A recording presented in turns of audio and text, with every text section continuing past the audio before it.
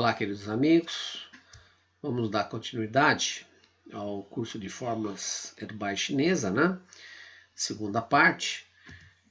Nós falamos no tópico 1 definições de fitoterapia, história da fitoterapia na China, importância da fitoterapia e outros fatos históricos da própria fitoterapia no mundo, né? Hoje nós vamos adentrar fazendo a seguinte pergunta: ervas medicinais. O que são ervas medicinais? Antes de mais nada, nós temos de entender o próprio aspecto da filosofia chinesa que fala sobre as interações entre o céu e a terra. E o homem está nesse meio, né, entre o céu e a terra. Então, erva medicinal é aquela planta que pode ser utilizada tanto como remédio ou com propriedades curativas ou até nutritivas. Então, toda vez que se diz que uma planta tem característica quente, fria ou neutra, não significa que o conjunto todo, raiz, caule e folhas, tem as mesmas características. Então, uma folha pode ter uma característica e uma raiz ter outra, o galho também tem uma característica diferente, tanto quanto o fruto também pode ter uma característica diferente, energética, né? Então, vamos ver como a planta medicinal interage entre essa energia da terra e a energia do céu. Então, antes de mais nada, tome sempre cuidado, porque é muito comum, né, a gente ler livros em que fala sobre uma determinada parte medicinal e a gente não encontra aquela parte medicinal e usa uma outra parte.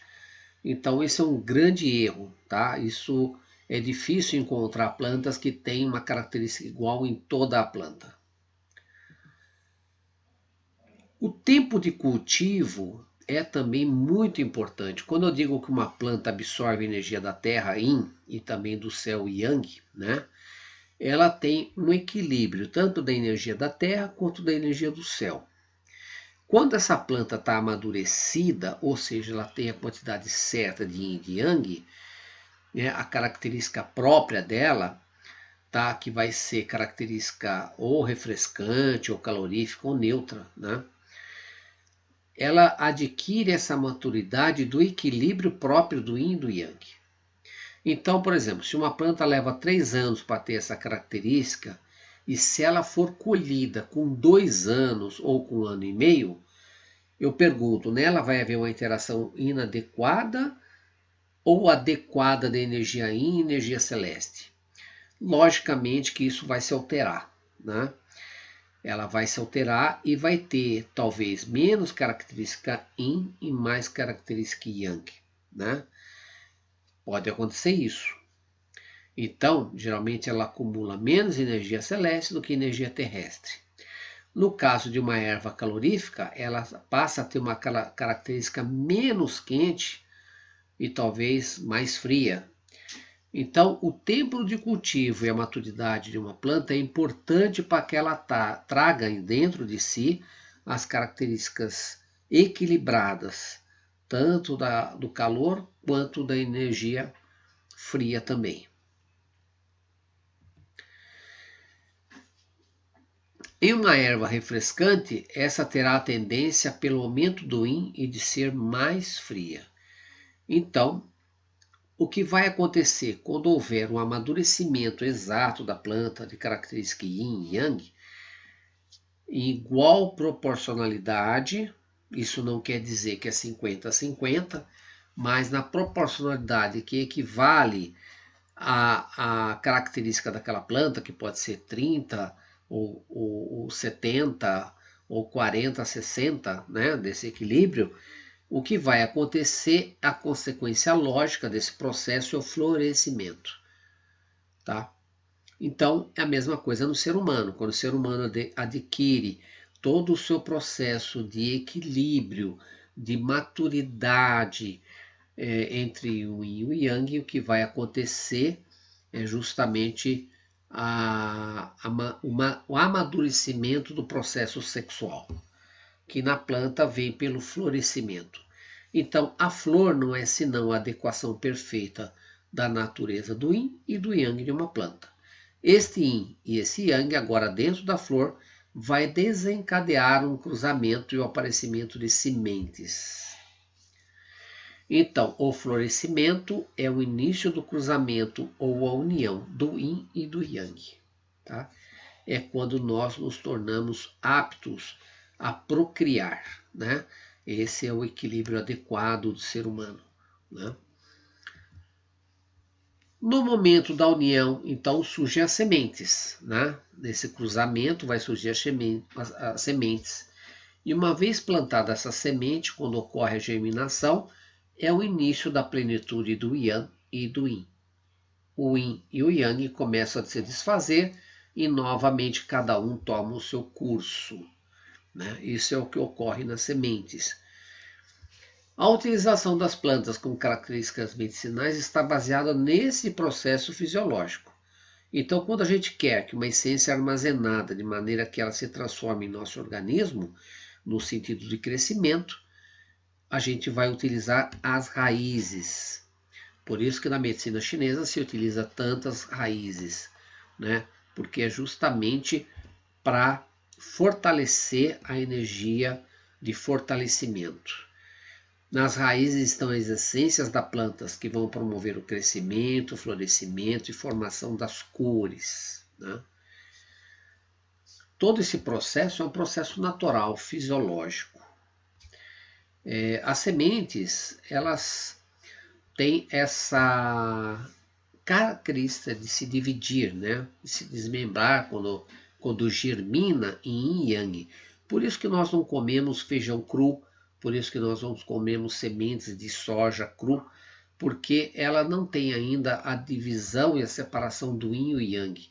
Então elas se tornam extremamente difíceis de digerir, né? Então, quando queremos que uma erva que substitua a nossa parte orgânica, ou seja, que corrija uma deficiência do consumo excessivo do yin do rim, do fígado, do baço, ou consumo da parte yin da matéria, devemos dar predileção para raízes, tubérculos e rizomas. Quando queremos um processo expansivo, isso é, de eliminação, devemos usar as folhas. Quando ocorre, por exemplo, o cássia angustifolia sene, né? Raízes características mais yin servem para fortalecer o yin dos órgãos. As folhas, já ao contrário, para aumentar o yang dos órgãos. Isso, lógico, na medicina chinesa nada é fixo e estático. Tudo tem exceções. Já as sementes utilizamos para aumentar tanto o yang quanto o yin, porque dentro delas temos essas duas energias, o yin e o yang. Por isso que você se alimentar de sementes brotadas, né, tem tanta energia. Por exemplo, moyashi. Né? Moyashi é justamente o broto de feijão, né, separado já o yin e o yang, e dentro dessa, quando há essa separação, há uma quantidade de energia muito grande, tanto de yin quanto de yang. Aqui as partes de uma planta, né, nós precisamos conhecer não com profundidade e tal, porque aqui nós não estamos falando em você se tornar um botânico, mas é importante conhecer os aspectos da parte de uma planta, como exemplo a flor, que é o órgão reprodutor das plantas superiores, né? Que ela se compõe de uma parte feminina, constituída pelo pistilo, e ovário, outra masculina formada pelos estames, que produzem o pólen. Então, na flor, justamente quando há polinização, é daí que ela começa a reproduzir e gerar o fruto. Pétalas e sépalas formam a proteção dos órgãos sexuais da flor. As folhas, também dotadas de pigmento verde chamado clorofila, que é onde, através do sol, através da fotossíntese, ela converte a energia luminosa solar em alimento para a própria planta. É uma verdadeira alquimia, né? O caule, que mantém a planta ereta e que também tem vasos condutores, né, que transportam água e alimento, a seiva bruta e elaborada, tanto para fazer a fotossíntese como para fazer o processo de floema e xilema, né, para trazer a alimentação até as raízes também. As raízes que sustentam a planta em sua posição vão absorver água, oxigênio e nutrientes do solo, e somente através das raízes que o mineral ele é metabolizado e transformado num nutriente orgânico para a planta. Então as raízes elas têm uma facilidade de quebrar e transformar essas moléculas de minerais em substâncias que podem ser reaproveitadas pela planta. Bulbo verdadeiro, né? O bulbo tem um seu interior protegida por camadas de folhas modificadas e carnudas, uma miniatura perfeita da planta. Então, quando você pega um bulbo, por exemplo, um bulbo de lírio, e tira uma escama ali daquele bulbo, né? Você planta, ele vai normalmente gerar um outro ser completo e com todas as características. O cormo, que é um caule engrossado pela reserva de alimentos, né? É onde tem gemas com características genéticas, tá? E ela geralmente se consome durante o desenvolvimento da planta, mas acaba formando outras também para gerar uma nova replicação. Tubérculo, que também é um caule subterrâneo, né? Geralmente tem forma circular e é rechonchudo, né? Ao seu redor surgem os filhotes que podem ser utilizados para propagar a planta, por exemplo, banana, né? Rizoma é uma raiz modificada, como as batatas, que tem gemas e basta cortar os pedaços que contêm uma gema, aqueles pontinhos escuros da batata, replantar que vai surgir uma outra batata, né? Seleção, coleta e conservação e secagem das plantas medicinais. Isso é muito importante, né? Você selecionar a planta que vai empregar com determinado fim curativo e de importância. Nós não podemos esquecer que existem plantas que são exóticas ou nativas. Tá? As plantas exóticas, primeiro, são facilmente encontradas no mercado. Né? E as plantas nativas devem ser cultivadas no seu habitat natural. Então, cada planta chinesa ela tem características próprias de região em virtude do solo, do clima, de altura, tipo de terra, que fazem com que ela seja, né, naquela região, ela tenha maior propriedades medicinais. Tá? Cada planta tem um ambiente próprio que lhe é determinado, para que ela tenha o vigor necessário, né? Então, existe uma influência importante do clima, da constituição do terreno, altura, que imprime aos vegetais suas características e propriedades distintas. Então, às vezes, nós temos uma planta que nasce a 100 metros de altura e tem uma planta que nasce a 1000 metros de altura, tá? Então, se a característica dela é nascer naturalmente aos 1000 metros de altura, ela vai ter uma característica própria importante que aquela de 100 metros de altura não tem. Coleta, né? Muito importante você coletar plantas em ambiente adequado, longe de contaminantes, né? Longe de poluição e saber exatamente o que você está coletando. Né? Existem regras para isso, né? O conhecimento exato das plantas que você vai coletar, né? E por exemplo, quando se colhe as folhas, você colhe antes da floração. Por exemplo, os frutos você colhe sempre antes de eles estarem totalmente maduros.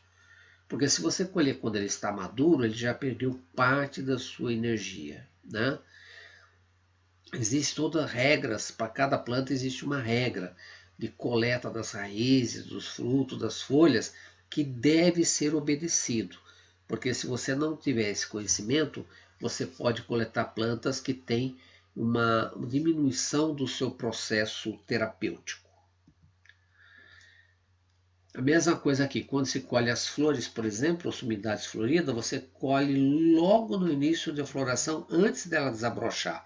Porque se você esperar ela desabrochar, ela perde parte da sua propriedade energética medicinal, tá?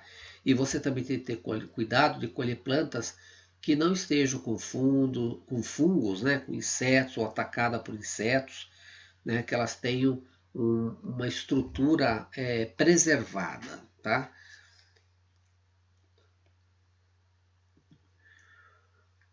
Você deve coletar também, verificando se elas estão limpas, eliminar as partes inúteis, né? Existe todo um processo para você coletar essas plantas, secar para evitar que elas fermentem ou que criem bolores, né? Eu já peguei plantas que em casas de produtos naturais que todas elas tinham o mesmo cheiro. Quando a planta tem o mesmo cheiro, significa que elas estão mofadas. Cada planta tem o seu odor e característico, né, da própria planta. Se todas estão com o mesmo cheiro é porque existe mofo e o mofo ele tem o mesmo cheiro em todas as plantas.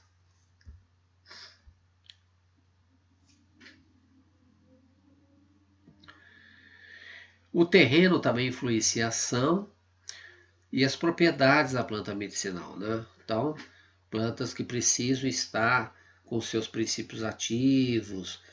A planta também ela precisa sofrer desafios às vezes, né? Tem plantas que nascem em terrenos extremamente pobres, né? Mas justamente por isso que ela desenvolve características energéticas tão propícias a ela, porque existe uma carência de nutrientes que favorece com que ela lute para desenvolver determinadas reações químicas que promovem a ela um efeito medicinal específico, né? Então, o odor também é um fator poderoso nas propriedades medicinais. Secagem. Secagem tem por objetivo evaporar a água que está na planta, porque a partir do momento que evapora essa água, ela seca, ela se mantém com as propriedades medicinais durante um tempo maior, né? A água na planta faz com que ela possa mofar ou fungar ou estragar, né? Então, existem regras para isso também. Tem plantas que podem ser secas ao sol e plantas que têm de ser seca à sombra em local arejado e ventilado, né? Então, isso é muito importante. Tá? Tem plantas que podem sofrer processo de secagem forçada, né? Em estufa ou ao sol. E plantas que precisam secar lentamente para não desnaturar a parte in que existe nessa planta. Tá? Essa é uma técnica que tem de se observar de planta para planta. Tá? Aqui também, quando se, por exemplo, algumas regras que não são fixas, né? Mas de forma geral, as raízes devem escolher no início do inverno, que é quando a energia da planta se recolhe e volta para a raiz, né?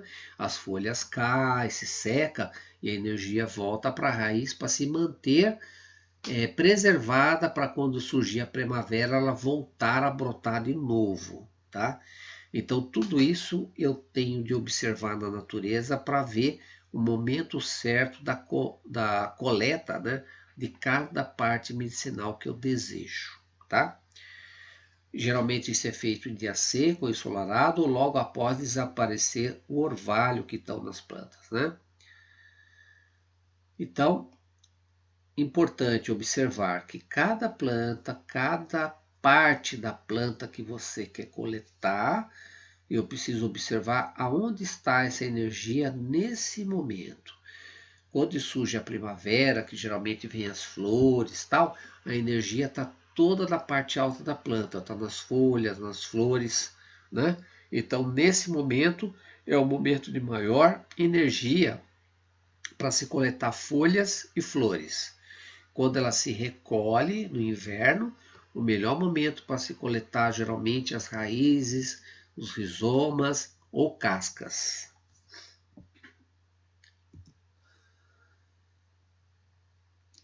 As gemas também, né, também tem um processo de coleta diferente, que você, antes da separação da película que você cobre, e não antes que se desunam as folhinhas se acham sobrepostas. Então é nesse momento que você faz a coleta da gema, né? Sementes também, colher quando estão perfeitamente maduras, né? Então, vejam que através da observação da natureza, o chinês percebeu que as partes das plantas tinham energias diferentes em determinadas partes do ano. E ele tinha de coletar justamente naquele período em que a energia estivesse maior.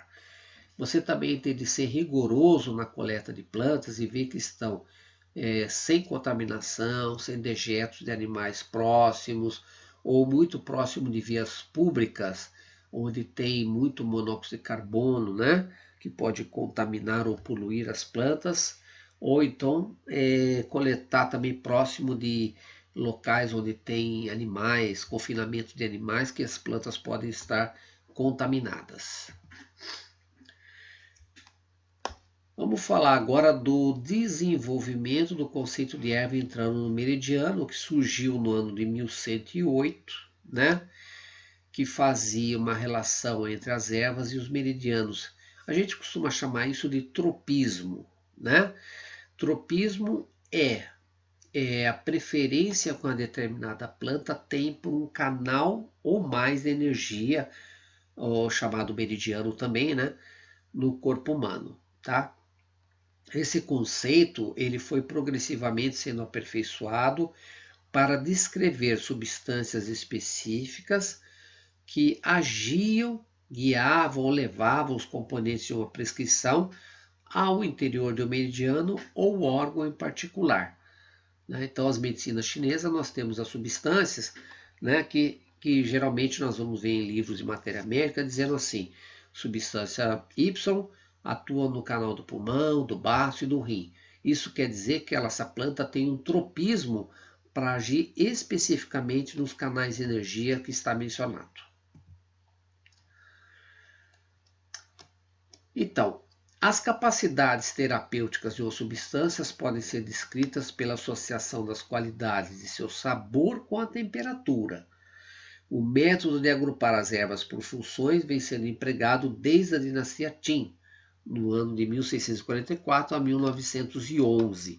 Então, se eu sei que a temperatura é importante, por exemplo, a planta é quente, e eu tenho, por exemplo, um sabor dela, que é um sabor ácido, que está relacionado ao fígado, eu sei que ela é uma planta quente e que age por preferência pelo sabor ácido no fígado.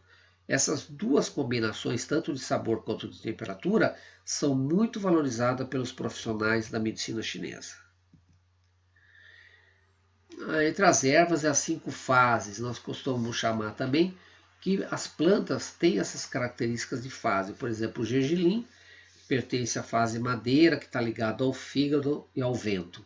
Os feijões, né, que tem característica da fase água e ligado aos rins, eles têm inclusive a morfologia muito parecida com o rim, né? Então, cada substância medicinal tem uma tendência funcional a aumentar, cair, flutuar, declinar, e essa tendência configura os tipos de situações clínicas na qual ela pode ser efetivamente usada. Né? Então, essa combinação de teorias através da história de MTC desenvolveu-se métodos diferentes para classificar as maneiras pelas quais as substâncias medicinais podem ser combinadas. Por exemplo, eu posso combinar as ervas baseadas na doença, pelo complexo de sintomas, pelas formas de aplicação interna, externa, na pele, né? Por especialidades, formas para pediatria, formas para ginecologia, para cardiologia, plantas relacionadas aos órgãos também, estratégias de tratamento, por exemplo, a função da planta, né? Por exemplo, tirar calor e umidade, é uma estratégia de tratamento também. E a composição das mesmas entre si, por exemplo, formas de grande, pequenas e médias e formas de urgência. São também formas de composição que podem ser usadas para gerar um método terapêutico diferente. Né? Normalmente se utiliza muito o método de análise de síndromes, né? Que é muito usado. Então você, através de uma síndrome, por exemplo, síndrome da deficiência do rim do rim. Então, em cima disso, eu tenho fórmulas que são feitas para atuar em cima da síndrome da deficiência do rim do rim. Tá? Então, vou ter fórmulas específicas para isso. Então, é muito bem aceito porque a síndrome ela compõe sintomas e sinais que se juntam para formar uma característica específica de deficiência. Os 8 métodos terapêuticos, dependendo da natureza, da raiz da doença, vai ser estabelecido qual o distúrbio interno básico. E com isso pode-se fazer estratégia terapêutica. Então é muito importante a estratégia terapêutica. A estratégia terapêutica tem a ver com esse distúrbio interno que o paciente apresenta. Por exemplo, a estratégia de calorificação, de tonificação ou de redução, né? Cada uma aqui com o seu nome em chinês, e cada uma tem uma atuação específica sobre a estratégia terapêutica.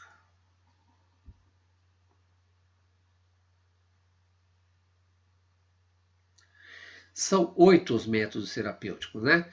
Nós estamos falando de calorificação, que é justamente expulsar o frio, né? Tonificar, aquecer. Tonificação, que é a deficiência, a má nutrição, falta sangue, falta yin, falta yang. Então é um processo de deficiência. Redução, o que é? É um acúmulo. Então eu tenho um acúmulo de energia, de sangue, de estagnação, cisto, furúnculo, tumores. São todos processos que precisam passar por redução. Sudorificação, o que é? Eliminar energia perversa para a superfície do corpo, né? Promover sudorificação. Tipo, por exemplo, sauna, promove a sudorificação. Vomificação, fazer energia perversa que está no estômago ali, sair e através do vômito.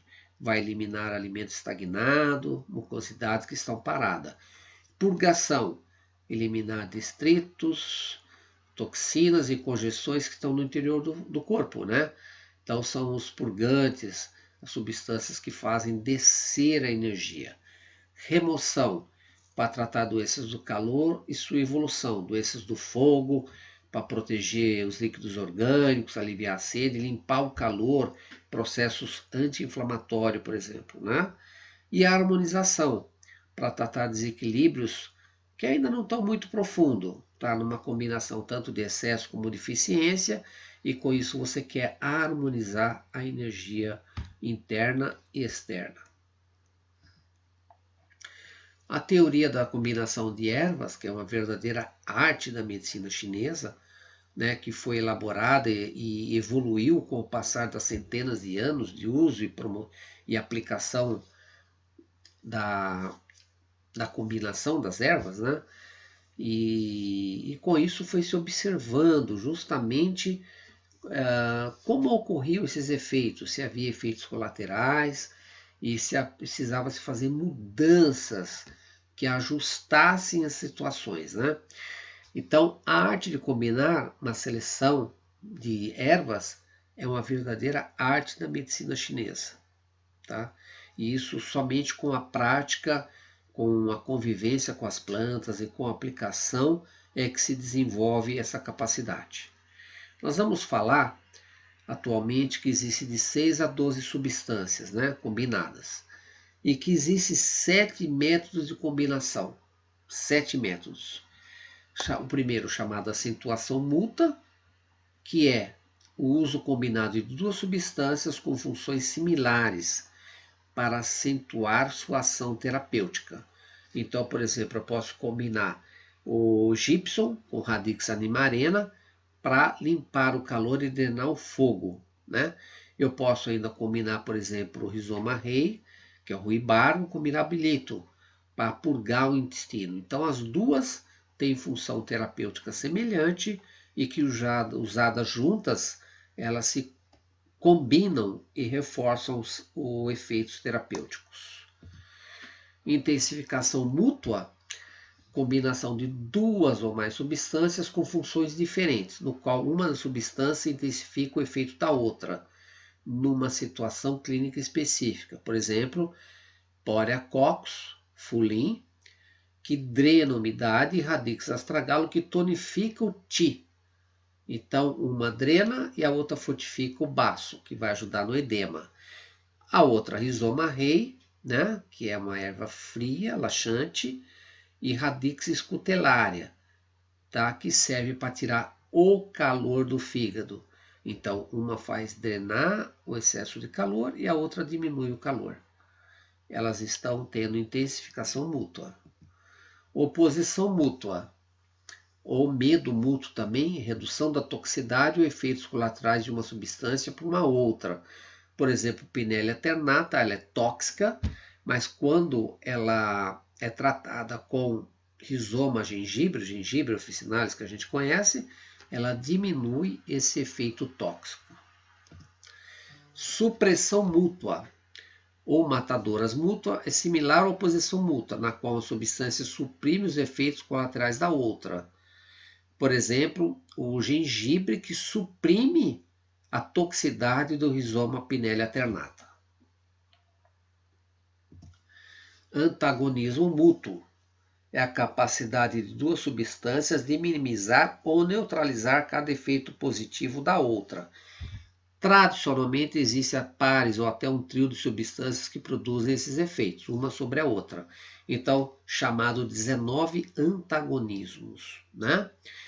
Então, eu não me preocupo muito em falar essas combinações aqui, esses antagonismos, porque são plantas específicas e que nós não vamos usar no dia a dia nosso aqui, né? No nosso país por enquanto, né? Mas é importante você saber que existe isso. Plantas que se neutralizam entre si, né? E tornam inócuo os seus efeitos. Incompatibilidade mútua ocorre quando a combinação de duas substâncias leva a efeitos colaterais de toxicidades. Por exemplo, você tem uma planta que ela não é tóxica, mas combinada com outra ela se torna tóxica, né? São chamados também de 18 substâncias incompatíveis ou 18 incompatibilidades. Então, também não coloco aqui porque são casos específicos e que nós ainda não usamos no Brasil, mas é importante você saber que existe. Existe também o sétimo, chamado efeito simples, que é o uso de uma substância simples para tratar o paciente. Um exemplo é a Radix ginseng, para tratar a deficiência de Qi com colapso do Yang. Existem várias plantas que geralmente são plantas adaptogênicas, que são usadas com efeitos simples, né? Por exemplo, ginseng, ganoderma, Angélica sinense e outras mais, que são chamadas de plantas de efeito simples porque são usadas individualmente. Tradicionalmente, essa arte de combinar as plantas chinesas tem uma hierarquia feudal, que vem desde aquela época, né, dos feudos, né? Então aqui existe, por exemplo, a planta imperador, chamada senhor, que fornece a principal impulsão terapêutica da prescrição. Então, quando eu vou fazer uma fórmula, eu tenho de pensar na minha cabeça de ter esse ajuste, né? Uma planta principal que é aquela que tem uma impulsão terapêutica forte. Eu vou também colocar plantas que eu vou chamar de ministros, que intensificam ou ajudam os efeitos terapêuticos dos senhores, né? Então, é comum no governo, o ministro ajuda o presidente, né? Pelo menos é isso que a gente espera que eles façam, né?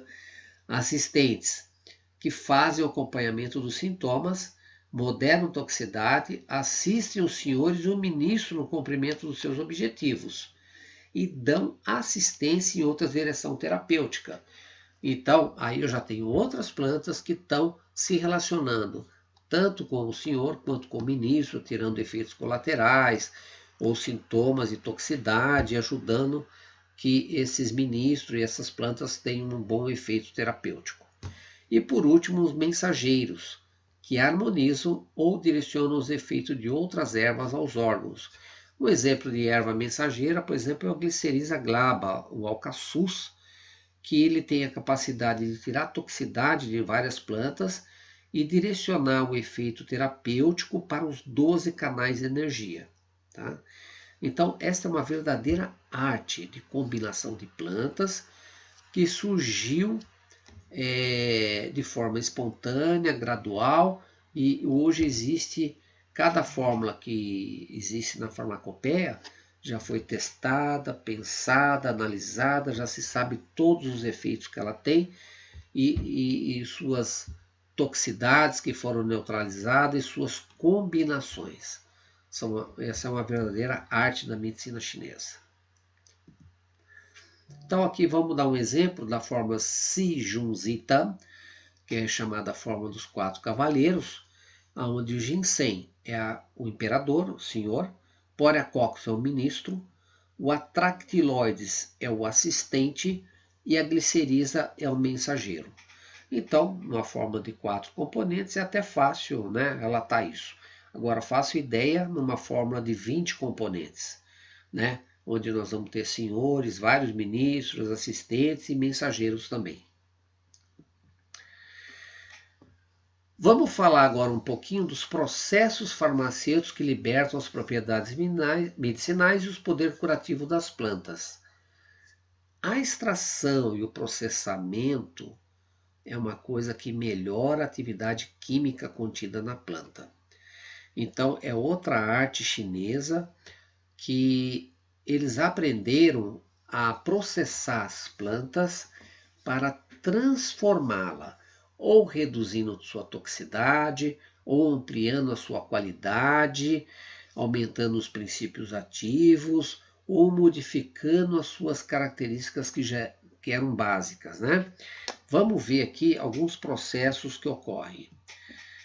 Chamado maceração, percolação, que ocorre geralmente de 15 a 20 graus, digestão a 37 graus, infusão a 90 graus, torrefação de 170 a 200 graus, destilação a vapor 100 graus, carbonização a 200 graus, incineração de 500 a 700 graus, e existe aqui um que eu acrescentei que não existe na medicina chinesa, mas eu pus por uma questão de exemplo, né, que é a captação de temperatura ambiente gerado tanto pelo processo do Sol ou da Lua.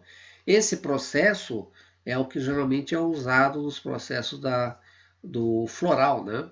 Ele é usado no processo de captação. O floral de Bach usa o processo do Sol e o floral, por exemplo, do João Aleixo usa o processo da Lua, né? Então, maceração ou percolação, ele pode ser usado em qualquer parte da planta. É uma extração a frio que exige do corpo o mesmo esforço para superar as matérias estranhas ao organismo, como no caso da alimentação crua, onde todo o corpo é solicitado. Então, essa é a maceração, né? Na qual você vai pôr a planta ali dentro de vamos dizer, de água ou de álcool ou de algum líquido, e aonde você vai tentar extrair esses princípios ativos. A digestão é diferente, né? Ela poupa o organismo a pré-digestão, conseguindo uma melhor assimilação com os processos rítmicos, principalmente o da circulação. Então, é onde você vai extrair as propriedades medicinais numa determinada temperatura. Infusão, que torna o extrato de forma que possa atuar sobre as glândulas, né? Então, infusão geralmente ela ocorre quando você coloca água quente sobre uma planta, né? Geralmente são plantas mais delicadas, como a flor de crisântemo, a flor de camomila e folhas mais finas, aonde não pode ocorrer o processo de fervura e o processo de extração ocorre a uma temperatura geralmente mais baixa do que o processo de ferver a água, né, infusão. Decocção é o mesmo efeito do cozimento na alimentação. Então, as plantas são promovidas através do processo de decocção, através do calor, né? Esse processo de calor extrai as propriedades da planta medicinal de outros processos. E geralmente elas atuam muito sobre o processo metabólico, né? Porque o processo de calor favorece isso, né? Ele já parte como um processo de pré-digestibilidade dessa planta, e a qual, quando você ingere essa decocção, ela já está, de certa forma, já processada, né? E ajuda o metabolismo. Torrefação é um sistema fechado que mantém a essência, por exemplo, torrefação do café, né? É um segredo, né? Você torrando numa temperatura adequada, você tem determinadas qualidades do café, né? O sistema de torrefação um processo que mantém a essência ali, o sabor original ou a energia essencial daquela planta. Destilação, que é geralmente usado quando você quer os processos mais sutis da planta, por exemplo, a parte de óleo oleaginosa, né, que você quer extrair da planta através do processo de destilação, as substâncias voláteis, aqueles óleos essenciais, aquela essência, são tirados através do processo de destilação. Carbonização, então, carbono quer dizer carvão, né? Então a planta ela passa por uma temperatura extremamente alta, onde ali só ficam mesmo os minerais. O resto tudo desaparece. Então, esse mineral que sobra é que vai ser usado no processo de tratamento de determinadas patologias que ocorrem.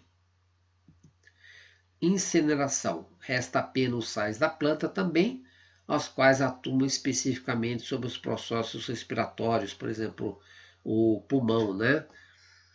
Então, cada um desses processos tem uma atuação em determinado nível do processo terapêutico.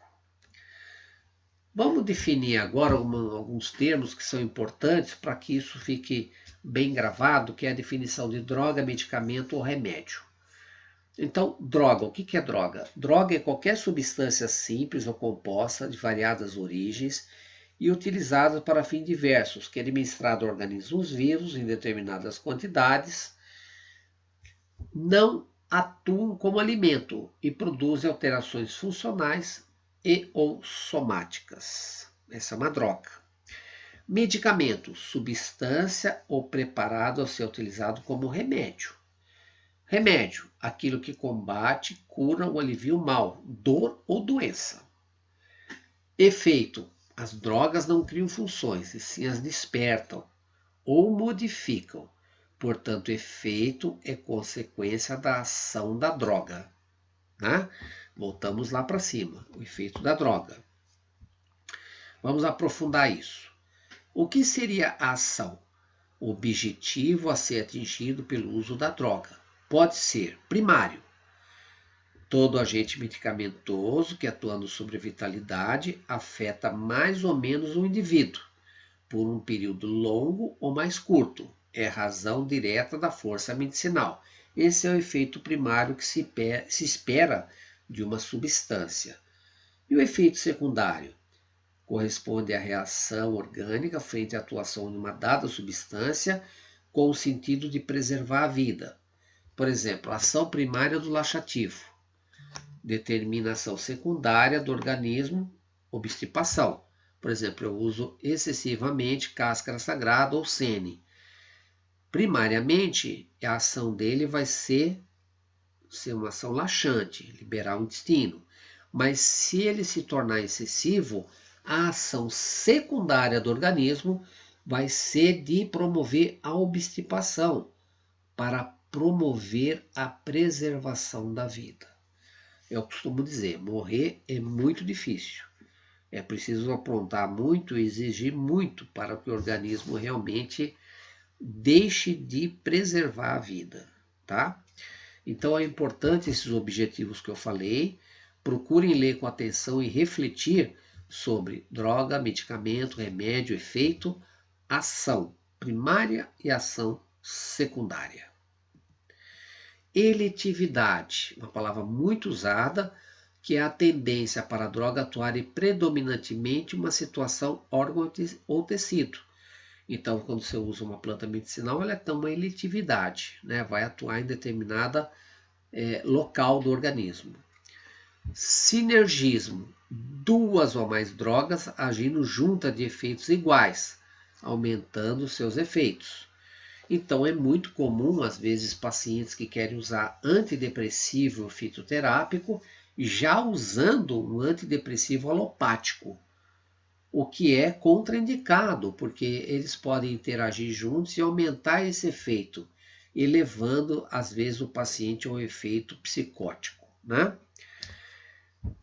Sinergismo B. Quando uma droga interfere sobre a outra, formando um efeito mais intenso, não sendo necessariamente efeitos iguais.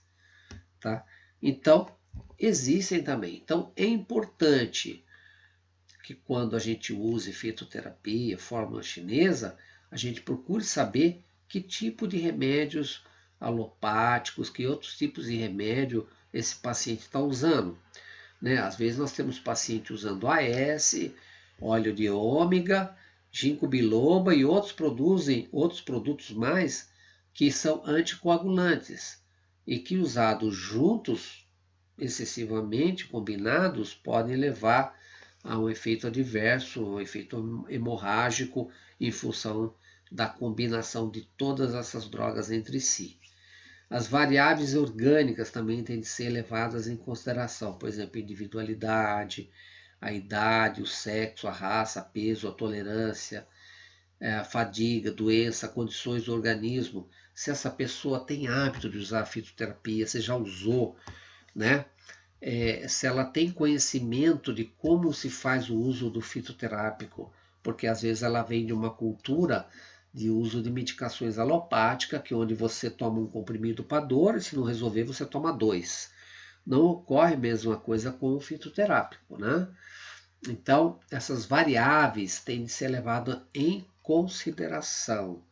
Hábitos, peso, altura, tolerância, se a pessoa está acamada, se ela é fraca, se ela é forte, né? Pessoas mais enfraquecidas, é interessante que se trabalhe com uma dose talvez um pouco menor, porque são pessoas que estão acamadas e enfraquecidas, né? Tudo isso tem de se fazer uma análise para poder determinar a dosagem que eu vou usar e o tempo que eu posso usar com esse paciente. Muito bem. Então, nós terminamos aqui a segunda aula, que eu peço para vocês que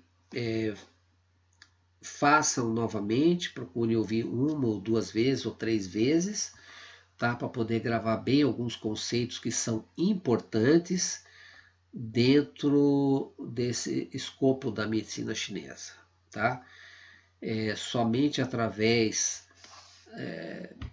do tempo é que nós vamos consolidar todo esse conhecimento. Então é importante que você estude, é importante que você adquira livros, que você participe também de outros cursos, né?